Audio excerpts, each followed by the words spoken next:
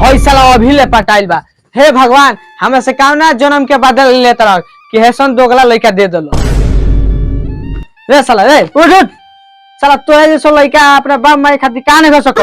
आय एगो ते बाड़ी साला देखत रही साला सुनत रे उठ उठ। का बाबूजी कुछ कहत रहा? ए बेटा हम ये कहत रहनी कि हमार तो जिंदगी केहू तक कट गई आ तहार जिंदगी के तक कटी। जेंगा तू अपन जिंदगी काट ले बकरी चला के ओइंगा हमहू अपन जिंदगी काट ले। आई बे बेटा एबरा उ जमाना नहीं खे बेटा। बकरा बकरी चलले से जिंदगी ना कटी। जाके गुजरात में लोहा धो ठीक बा। ए मर्दे हट रोज रोज के आदत बा सुबह सूर्य आके कथा सुनल। आज पिकनिक बा आजो के दिन शांत ना रहला। चलनी हम पिकनिक मनावे। हां जो करू इनकर तो रोज रोज के आदत हो गेलो बोले आज बरिस वर्ष के दिन बाजो लगलन चिल्लाए।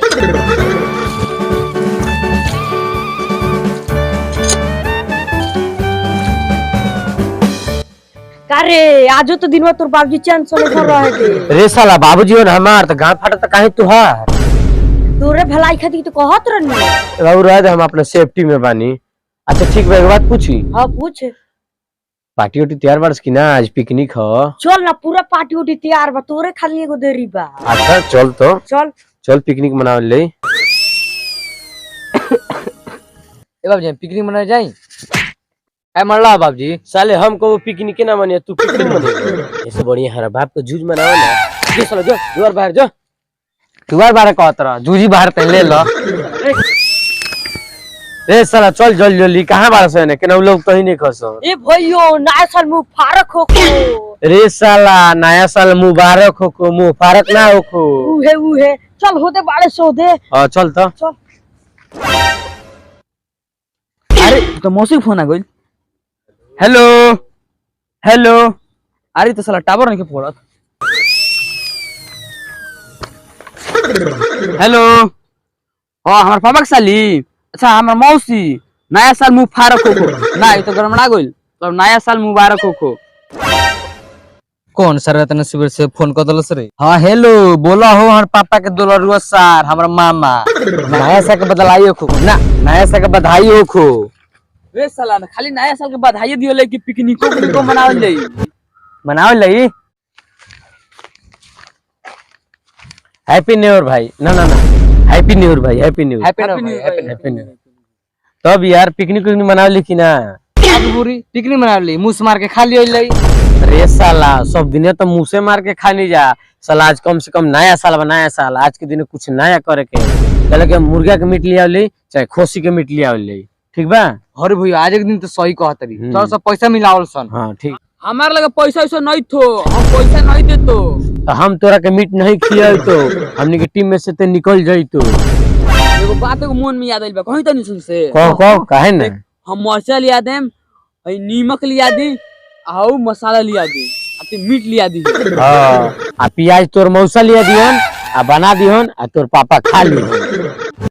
साले नया साल में दोगलाई बतिया आछे हम साले तरह से नया साल में दोगलाई बतिया तू निमन बात बतिया तरह साले तोर बाप मीटवा किन के लियो साले पिकनिक मना के बा तो 100 रुपया सब गोरा दल ले।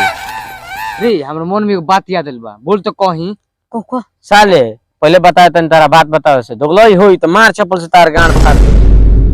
ई भइयो ही नहीं बिहेज भी का होई साला कौन गांड मार ले बा साला मसोई रुपये बा माल ते ग्रीडिंग काट देबी ते बा तनी सरोसियम से दे दिया भात खा ले मोही से भाग साला। चल पैसा तो बात आइल तो गदारी करता रहो माल तो बात रही तबे चल चल मीट खइबो बाबा तो दिनो अड़ुआ खा लियो। आवा साले माल के ग्रीटिंग दे खातिर पैसा बा पिकनिक मनावे खातिर पैसा नहीं के साले दोगला तकले कहां में लाण पड़ल जालो अपना घर है साले पिकनिक के नाम मनी पूरा दिमाग खराब कर दलसन।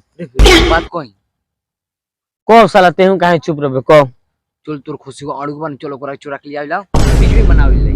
ओ साले ऐसे बढ़िया हमारा बाबा के दोनों झुनझुनुआ खा लो ना हो साले दोगलाई बचेले जौने तापर मानम के पापड़ फेंक देखियो तेही बाड़ी एगो तेही दे तेहू पाई कर कुछ तू साला 17 में पसा दिखाइल बड़ो को भाई हां भाई तेही पाई कर तो भाई ठीक बा रिस्क तो बा काम में लेकिन रिस्क उठावे के पड़ी ठीक बा चल चरावे चल के चल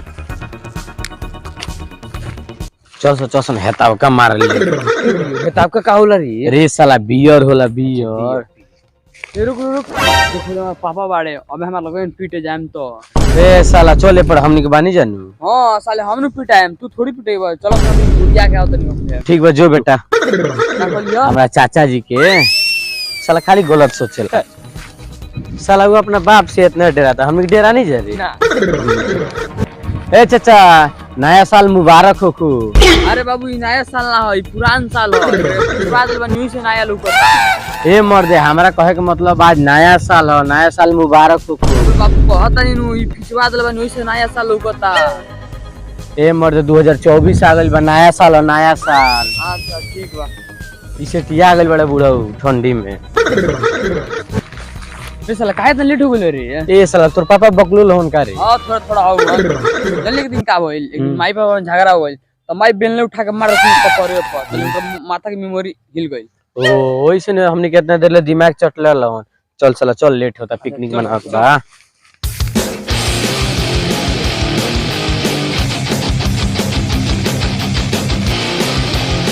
आओ सन बाबूजी नहीं खाना आओ सन।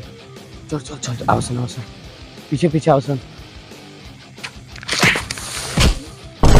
अरे साला क्या क्लियर साला। अरे साला डांस ट्रेनियर ठेस लागला ठेला गइल। साला हमरे पीछे पीछे चलक बा। साइड साइड चलो सन। अरे हो जो तोर बाबू जा गइल। अरे साला हई तेज जोर कर साला पकड़वा लो। भाग साला भाग। ई साला कौन हो रे? लागता बकरी चुरावे आइल बरसो। रुक जाके देखो। साला अबे पकाए तुझे तो बहुत पिटाती जा। भाई साला जोन कराओ साले पीस खाइबो खुशी का हमार हेके पीस खाना सोरऊ। हम जाते हैं अपने घर पिकनिक मनाए। तू जाले सर अपने घर पिकनिक मनाए लो। हैप्पी न्यू ईयर पार्टनर लोग। Hello guys. तो गाइस आप लोग यह वीडियो कैसा लगा? वीडियो अच्छा लगा तो लाइक करिए, चैनल को सब्सक्राइब करिए और ये कमेंट करके बताइए वीडियो का पार्ट कौन सा अच्छा लगा। और तो गाइस यह वीडियो आप लोग को सिर्फ एंटरटेन के लिए बनाया गया था, हंसने और हंसाने के लिए। तो गाइस हमारे पूरे टीम की तरफ से न्यू ईयर की ढेर सारे शुभकामनाएं। तो गाइस हम लोग मिलते हैं तब तक के लिए अगले वीडियो में। Love you all, bye by.